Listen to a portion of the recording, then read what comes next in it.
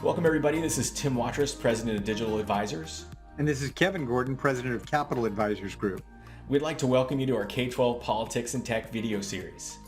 Our objective is to give you the absolute latest of what's going on in Sacramento that affects public school districts, obviously, and as well as all the technology stuff that's going on that's so vital to delivering for kids these days. And remember, if you find these videos useful, please take a moment to subscribe to the channel and share out over social media. You're our marketing team. We appreciate your support, and let's go ahead and get started. All right, welcome everybody. Tim Watrous, President of Digital Advisors, back with another episode of K-12 Politics and Tech. As always, co-host of the show, Kevin Gordon, President of Capital Advisors. Kevin, glad you're here. Yeah, there never ceases to be news every week. It always comes through for us.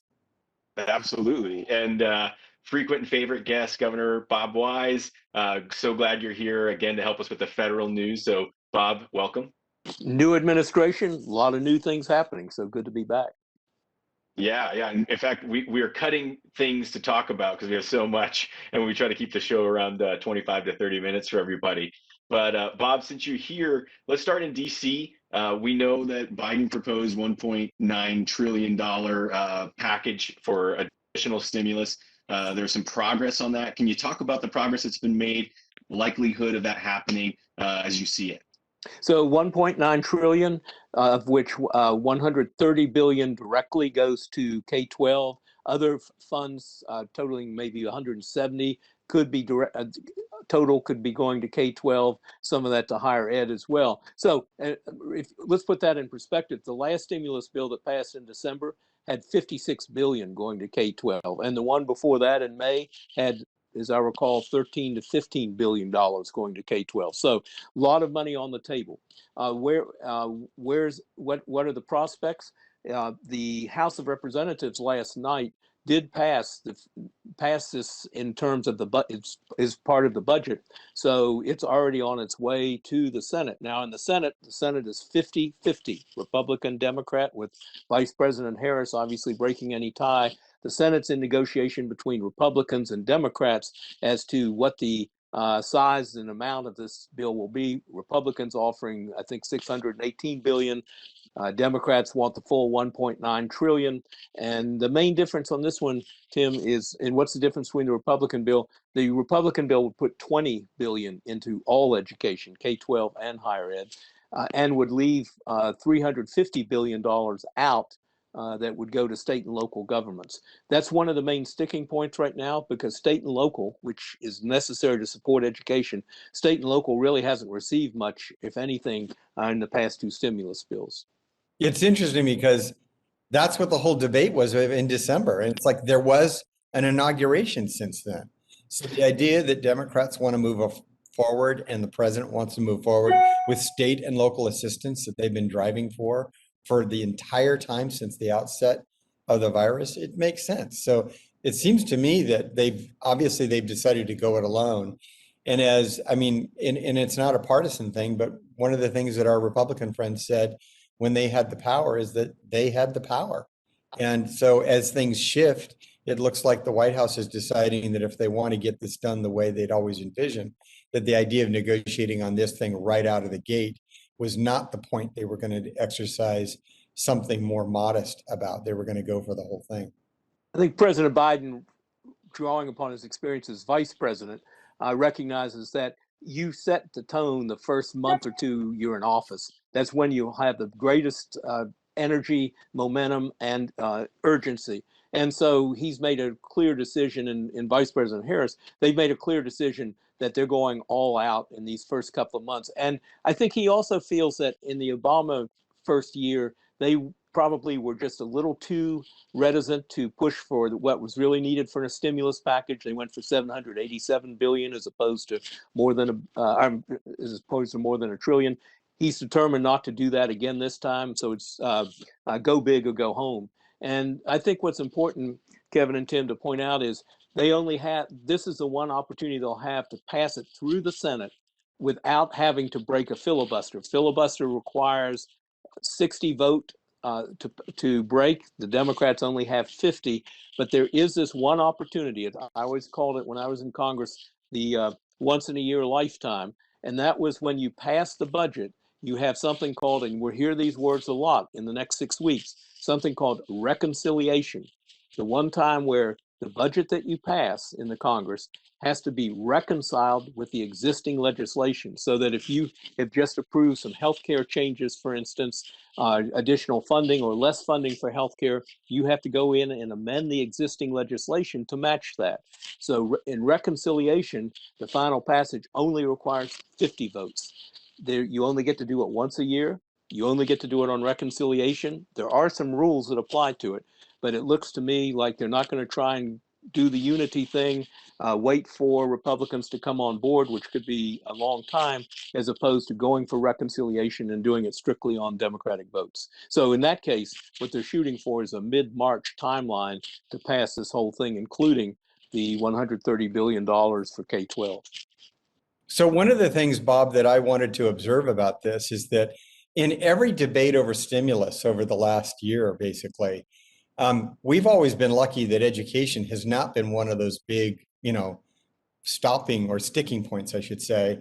This time, the Republicans are making a lot of noise about it. And I don't expect it to hold up the package, but there's a lot of noise being made about a reluctance to go very big on the education piece. Is that accurate? I think that's true, because what they're saying is, look, we just did 56 billion for K-12, additional for higher education, and now we're coming back and doing another 130 billion for K-12. And so some of the Republican resistance is, let's wait and see how this takes effect. The response to that is, wait a minute, we're still helping districts come out of the coronavirus, out of COVID. We don't know how that's going to go, and it's more important to get this money committed now, particularly with so many states also having budget shortfalls that are affecting education.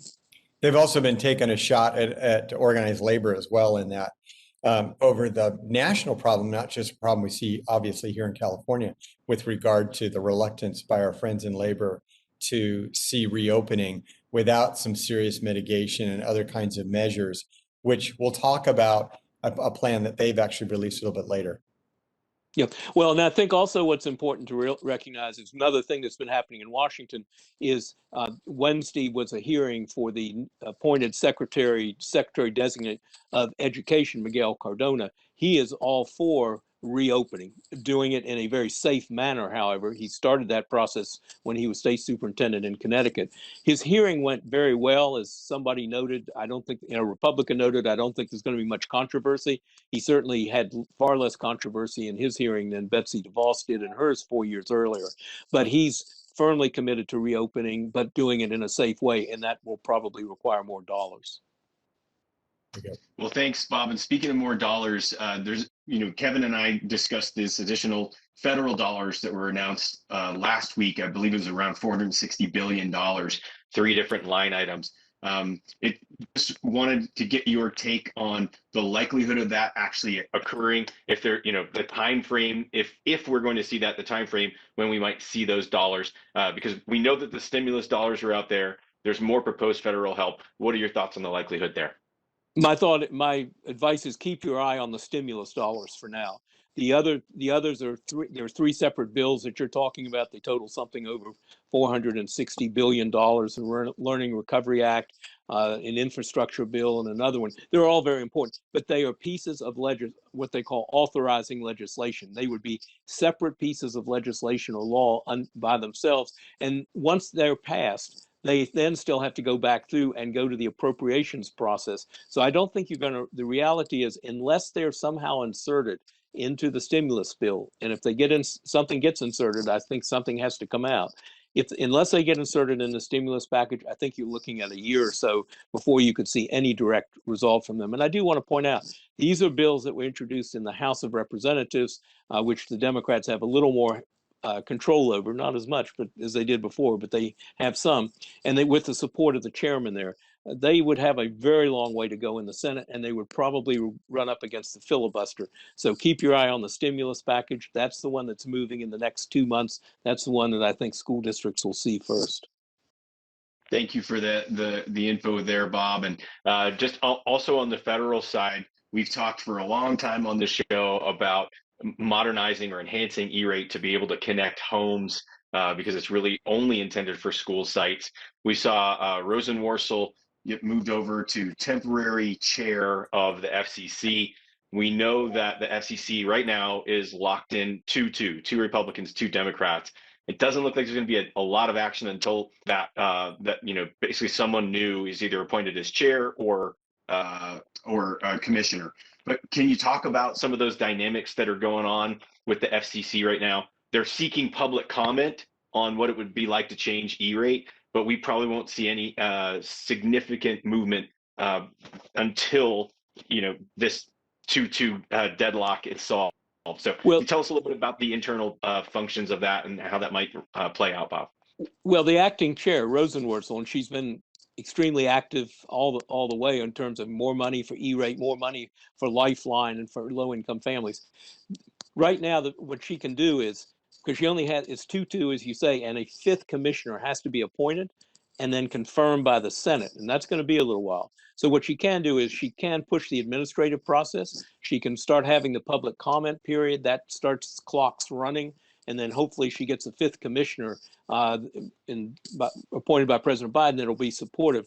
But this starts the clock running, but it's going to be a while before we see the FCC able to do something, once again, big and bold, until it has its fifth member. Well, thanks for sharing that. And either way, I suppose it's good progress, even to seeking public comment, just some momentum in that direction, because we certainly need the help. So thanks for sharing.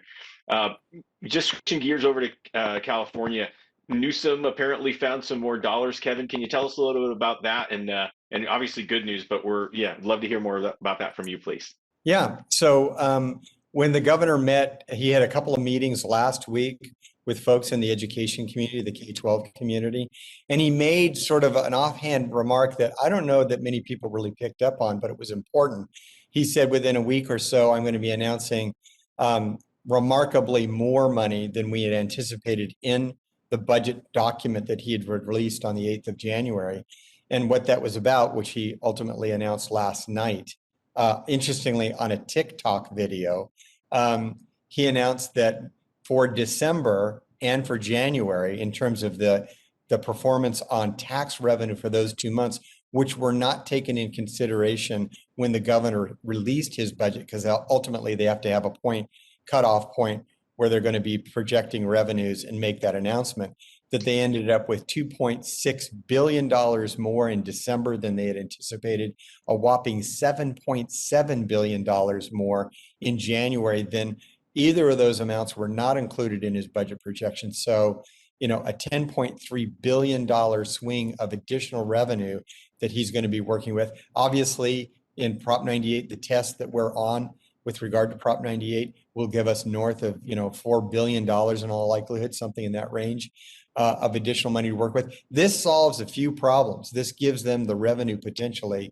to deal with the COLA issue, which is not provided a compounded COLA across all programs, which we in the education community are really pushing for that issue, as well as the outstanding issue with regard to $3.7 billion of deferrals that did not get completely committed to with regard to getting rid of those. So the budget that he proposed had an outstanding balance with really no answer of $3.7 billion of all the deferrals that he did plan to get rid of. There was that balance. So, obviously good news on the horizon with regard to the state's fiscal condition, and all of this news about what may be happening at the federal level makes things, obviously the outlook a really, really good outlook for the fiscal year that we're finishing, as well as the fiscal year will start in July.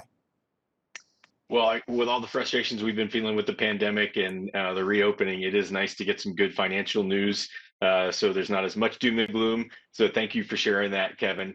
And we've talked about the state of California trying to work to solve the digital divide. Some of the local, basically momentum around bridging the gap. And interestingly, this week, Thurmond came out, and the state superintendent of instruction came out with $1 million offer for the best idea in solving the digital divide. So it's kind of an X Prize, as you mentioned, Bob, a kind of an X Prize approach to solving a significant problem. There's estimates of a million or so students who are still not connected to the internet because of rural or urban issues, many issues uh, that everyone's struggling through. So it is something that's interesting out there. If you have an interesting idea, or you want to just try to brainstorm with your students, it might be a fun project. But it is nice to see some additional emphasis on solving that digital divide in this great state. So with that, Kevin, there's some we've talked about reopening and several iterations of reopening plans. This time, the unions have come out with a reopening plan. Could you describe that to us? Maybe some of the differences and some of the news there. Yeah, I mean, obviously, what has been sort of this latent tension between the governor and the unions over reopening, their position in the unions had been all along that they wanted to see vaccinations given. The governor told all the superintendents a week ago that if we waited to get everybody vaccinated, we might as well admit that we're not going to reopen. He was really, and he emphasized that a few different times. And it sort of set up what became kind of a public fight between the governor and the unions, where they had bitten back a little bit in some not so nice quotes with regard to the governor. At a time when the governor's feeling some vulnerability, trying to please, all the different sides, to get this sort of smacking around by the unions, I'm sure has not been a pleasant thing. So on the heels of all of that, the unions yesterday came out. By the way, the governor did reiterate after some of that he strongly believes we ought to be reopening and that we ought not be waiting for vaccinations, that we can move forward safely without that, citing CDC data and a lot of other resources. But the unions came out yesterday with a plan of their own, led, of course, by the California Teachers Association. And it had kind of this three-pronged piece to it. One is the vaccination requirement, because they want to see vaccinations happening. They want to also see mandated asymptomatic testing that is in the CDPH guidelines, but you got to remember that that testing is not mandated by CDPH if you're not going for some of the governor's grant money.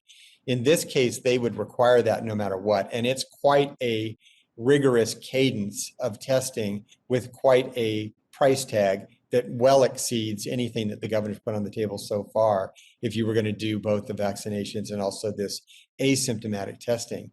There's also some mitigation measures in there, extensive mitigation measures that are, pretty rigorous. And then finally is in the governor's incentive bill that he had, if you were going to take some of that money, it did require that you negotiate with your labor unions a MOU or in the collective bargaining agreement itself, what that plan looked like, the safety plan looked like.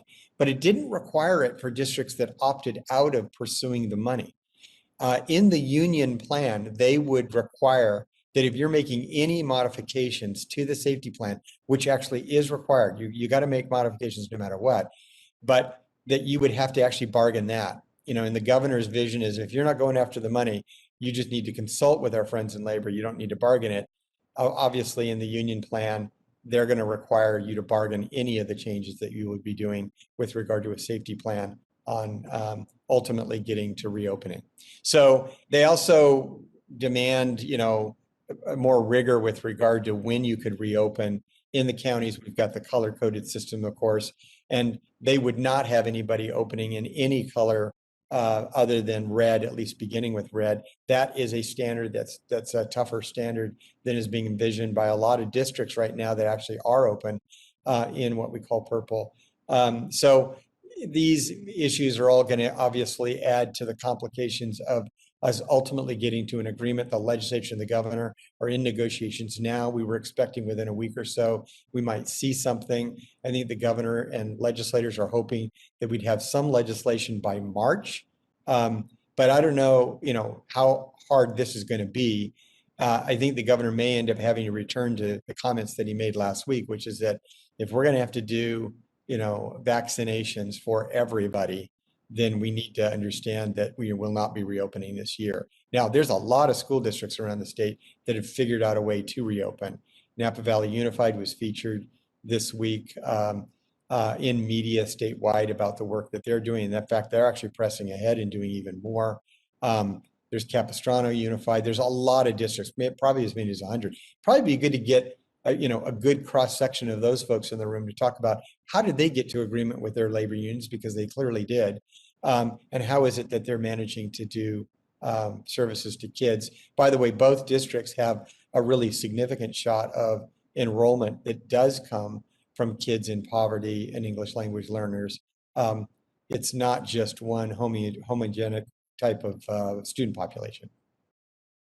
Well, thank you for sharing that, Kevin. And just, I guess, progress towards reopening is, when both sides sort of put their agenda out there, and then people can start negotiating. So it feels like we're working towards that agreement that we all need to see this happen. So it's, I guess, good news on that front. Thanks for sharing. Also, on when it comes to reopening, obviously there's been a tremendous amount of learning loss. We've talked about this in several episodes. And Kevin, you just wanted to mention that McKinsey study one more time, if you don't mind. Please share that. Yeah, and you had reminded me that we'd talked about it. I thought it was something worth mentioning again, because this particular article that we're going to put as a link links you to a lot of really good data. So we talked about McKinsey and Company's study in the past, but this is the one that talks about the pervasive learning loss that we're finding. And I think there's some really good information there. We just wanted to point you in that direction. If I could Thanks. just chime in that Please. both in the hearing yesterday for the new Secretary of Education, as well as the legislation, a lot of the dollars are envisioned for dealing with learning loss, particularly extended sessions, summer sessions. And so districts that are looking to do this, my prediction is you will soon see some federal dollars coming down that will help you. And that underscores, Bob, the sort of plea we've made to the governor, which is he's already on the right path regarding this. And he's got a very ambitious $4.6 billion plan to go in this direction. Again, what we really are hoping is that he'll leverage those federal dollars to make that program that much more effective, and then also sort of rebalance the overall fiscal priorities, because if he has some serious federal monies to do that, he can then redirect some of the other dollars to fix some of the issues that we think the budget has some shortcomings. I mean, overall, it's going to be a great budget year no matter what, but we would love to try to address some of those other issues. I want to sneak in one more thing with regard to the confirmation hearing with regard to Secretary Designate Cardona. It's on the testing issue. Everybody's watching very closely with regard to whether or not he reverses out a decision by Secretary DeVos, which was to not grant any waivers across the country relative to the testing that you would do, the academic testing that you would do this spring. Cardona has sort of done a balanced kind of approach to this, saying that clearly we need to try to discover where our kids are at academically in order to really calibrate what we want to do relative to learning loss. That's important. But at the same time, he has not shut the door on the potential for some waivers that would happen across the country in recognition of the fact that there is some real question out there and a lot of controversy, frankly, raised again by our friends in labor about the utility of doing massive testing in the spring. And he left that door open again during his confirmation hearing. So you're right, that one is not resolved yet. Yep. Well, I want to say thanks, you two. Thanks, Governor Wise, for joining us, sharing that news from DC, and Kevin, all the news from California. Really appreciate everybody checking out the show. Please remember to share this out over social media, and we'll look forward to chatting with you next week with more news. Thank you. Great. Thanks a lot. Great to be with you. So thanks again for joining us for another week of this broadcast. And I just want to take a moment to remind you, if you haven't already, please subscribe to our channel and share this out over social media. Again, you're our marketing team. I'll also finish by saying, if you have some questions, please send them our way. We'd be happy to address them on a future broadcast. So with that, thanks everybody, and we'll talk soon.